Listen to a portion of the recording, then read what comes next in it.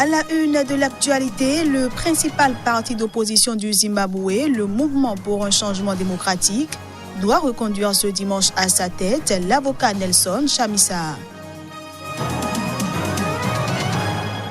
Les élections législatives malgaches de 2019 vont se dérouler le 27 mai prochain afin de renouveler les 151 membres de l'Assemblée nationale de l'île de Madagascar. Et puis André Ayou, l'ancien Marseillais, a été désigné nouveau capitaine de l'équipe de la sélection ghanéenne. Il succède ainsi à Asamoah Gyan.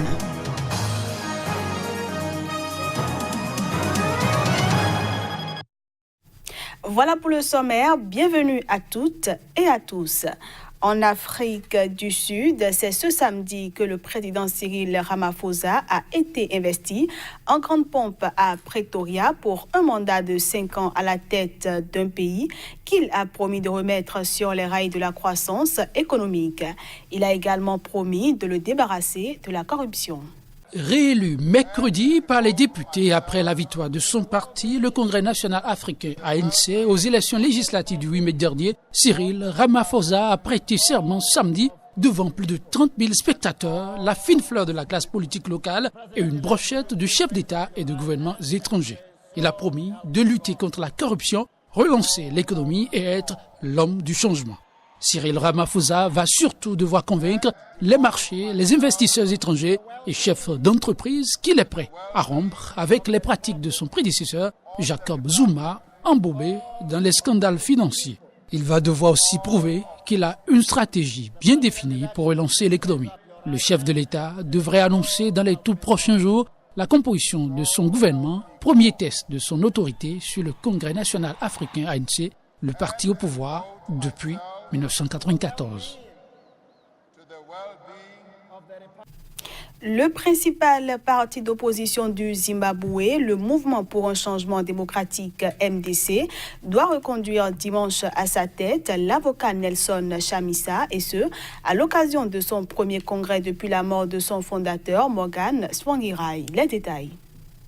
Candidat malheureux à l'élection présidentielle de 2018, Nelson Chamisa, un avocat ambitieux de 41 ans, dirigeait de fait le parti depuis la mort de Morgan Tsvangirai il y a 1 an, mais n'avait pas été formellement élu par ses membres. Seul candidat annoncé, il devrait l'être sans encombre par les quelques 10 000 délégués du MDC réunis depuis vendredi dans la ville de Gweru, dans le centre du Zimbabwe. Nous aurons un nouveau chef, Nelson Chamisa, a indiqué le porte-parole du parti, Jacob Mafumé. Je pense que Nelson Chamisa va être confirmé par un vote à la présidence du MDC, a abondé sur de son fait l'analyste Gideon Chitanga du Centre de réflexion Political Economy Southern Africa, basé à Johannesburg. Sa popularité ne peut pas être mise en doute. Il est très apprécié dans les rangs du MDC, a ajouté Chitanga. Ce scrutin doit aussi purger la controverse juridique née de l'annulation au début du mois par un tribunal pour des raisons de forme de la procédure de nomination de Chamisa. Candidat du MDC à la présidentielle de juillet 2018,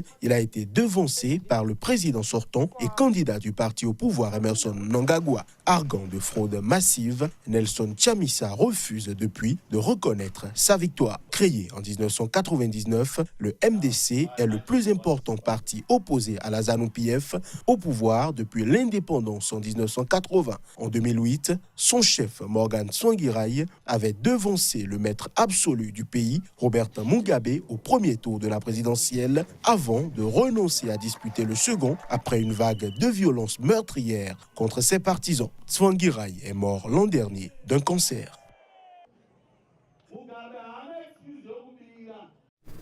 Les Malgaches sont de retour aux urnes lundi prochain pour élire leurs députés. Un scrutin aux allures de revanche 5 mois après le duel au couteau qui a vu la victoire à la présidentielle d'Andry Rajoelina devant son éternel rival, Marc Ravalomanana. Affiches sur tous les murs, défilés de camions sonorisés, distribution de t-shirts à l'effigie des candidats, les rues de la capitale, Antananarivo, ont retrouvé depuis un mois une joyeuse ambiance de kermesse électorale. Battu en décembre pour la magistrature suprême, Marc Ravalomanana s'est multiplié pour soutenir les candidats de son parti Team, déterminé à gagner ce troisième tour. Nous étions un peu déçus du résultat de la présidentielle, mais il faut se lever maintenant, a-t-il harangué ses troupes en lançant début mai la campagne de son parti. Nous sommes des gagnants et on ne se laissera pas abattre. Même contraint à la retenue par ses fonctions, le chef de l'État a relevé pour sa part le gant de ce combat par procuration en multipliant les inaugurations et les visites aux 4 coins de la Grande Île, toujours escortés de candidats de sa coalition. Nous travaillons avec dévouement pour changer la vie des Malagasy et développer notre pays, a tweeté cette semaine André Rajoelina après un déplacement à Diego Suarez dans le Nord. Comme dans d'autres circonscriptions du pays, la course à la députation s'est résumée dans le 3e arrondissement de la capitale à un face-à-face entre les camps Ravalomanana et Rajoelina. Mais cette année encore, la pléthore de candidats indépendants rend improbable une majorité stable dans ce pays à régime semi-présidentiel. Ils sont près de 500 sur les plus de 800 qui briguent les 151 sièges de l'Assemblée. La campagne a d'ailleurs été secouée par la mise en cause la semaine dernière de plus de la moitié des députés sortants englués dans une affaire de corruption. Les camps Rajoelina et Ravalomanana ont promis à leurs électeurs de rompre avec ces pratiques. Allons cette fois-ci en Libye où les gardes-côtes ont secouru près de 300 migrants clandestins africains et asiatiques au large des côtes libyennes. C'était lors de 2 opérations distinctes qui ont été annoncées ce vendredi par la Marine nationale. Une patrouille a secouru jeudi 87 migrants clandestins, dont 6 femmes et un enfant, qui se trouvaient à bord d'un bateau pneumatique sur le point de couler à environ 50 km à l'est de Tripoli. Ces migrants, tous originaires de pays africains, ont été ramenés à la base navale de Tripoli. Dans une opération distincte le même jour, un bateau des gardes-côtes a secouru 203 migrants, dont une femme, à bord de 2 embarcations au large de la ville de Zliten, située à 140 km à l'est de Tripoli. Originaires de pays africains et asiatiques, ils ont été débarqués à Coms, à plus de 100 km à l'est de Tripoli, avant d'être remis à un centre de rétention de migrants. Les agences de l'ONU et organisations humanitaires rappellent régulièrement leur opposition à ce que les migrants arrêtés en mer soient ramenés en Libye, où ils se retrouvent placés en détention arbitraire ou à la merci de milices. Leur situation est devenue plus critique depuis le début de l'offensive militaire le 4 avril dernier du maréchal Khalifa Haftar pour conquérir Tripoli, siège du gouvernement d'union nationale reconnu par la communauté internationale. Selon des agences de l'ONU, plus de 100 000 personnes, dont des centaines de migrants, sont prises au piège des affrontements aux abords de Tripoli. Dans le cadre de la lutte contre le réchauffement planétaire, des milliers de jeunes gens, dont environ 15 000 à Paris, étaient de nouveau dans la rue ce vendredi en France pour réclamer aux dirigeants davantage d'action. À Paris, 14 800 personnes ont défilé selon un comptage du cabinet Occurrence pour un collectif de médias. Avant le départ, certains manifestants s'étaient rendus à la mairie du 29e arrondissement pour retirer le portrait officiel du président Emmanuel Macron dans une campagne de décrochage menée depuis 3 mois pour réclamer plus d'actions contre le réchauffement climatique. J'ai compris que la technologie n'allait pas nous sauver. Les voitures électriques, les voitures hydrogène, ces choses-là, ça ne nous sauvera pas. On est en plein milieu de la 6e extinction de masse. Si on continue comme ça, on aura un monde à plus 4, plus 5 degrés à la fin du siècle.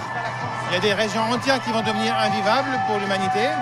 Donc on vit une crise qui met en cause l'extinction, la vie même de l'humanité. Si on veut rester dans un monde vivable, il faut laisser le pétrole dans le sol, comme l'a dit la jeune suédoise Greta Thunberg. On essaye d'acheter en vrac le plus possible. Après, on essaye de réduire les plastiques ou les emballages. Ouais, voilà, plus de sacs plastiques, plus de paille. Oui, ou on remplace les pailles en plastique par des pailles en verre ou en bambou. Après, il y a aussi au niveau de l'eau, au lieu d'acheter des bouteilles d'eau Vitel eau, je me sers au robinet pour déjà c'est un geste simple mais qui pourtant a de l'impact.